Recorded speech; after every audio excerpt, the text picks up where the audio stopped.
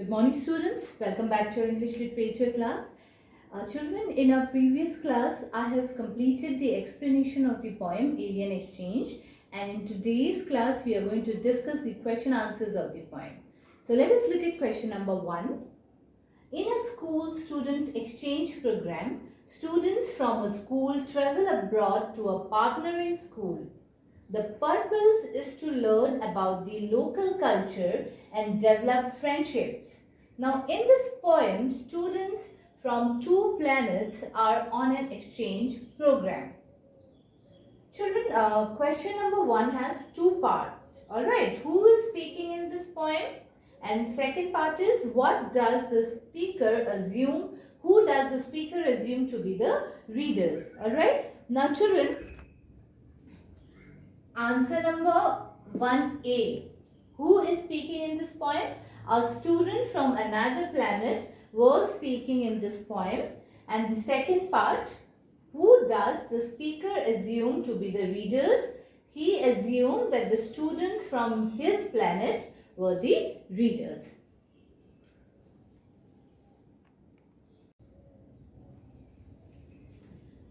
So students, now let us look at question number 2. According to the speaker, the alien students fell about. So the student fell about means laughed a lot when they first saw the student from Earth.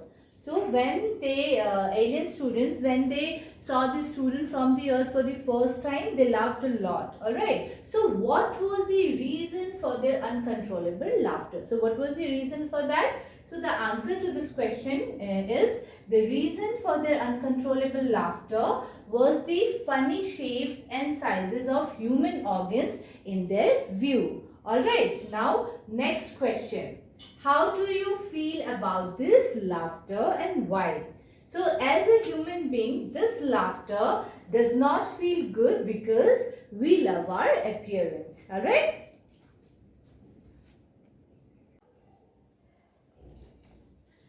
Now children, now we have come to question number 3. The last stanza gives a lot of information about the alien children's size and appearance. What do you learn about them? So the answer is, from the last stanza, the information about alien children's size and appearance is revealed. So their shape is so big that they have to exercise caution while walking, tread on anybody by mistake, and they have sharp horns on their heads and wings are also attached to their bodies. Okay, now question number 4.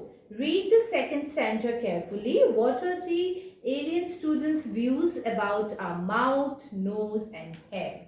So the answer is, in alien students' view, we have only one mouth, our nose is very small and our hair is very unpleasant, right? Because they have used the word unpleasant, furry kind of things, right?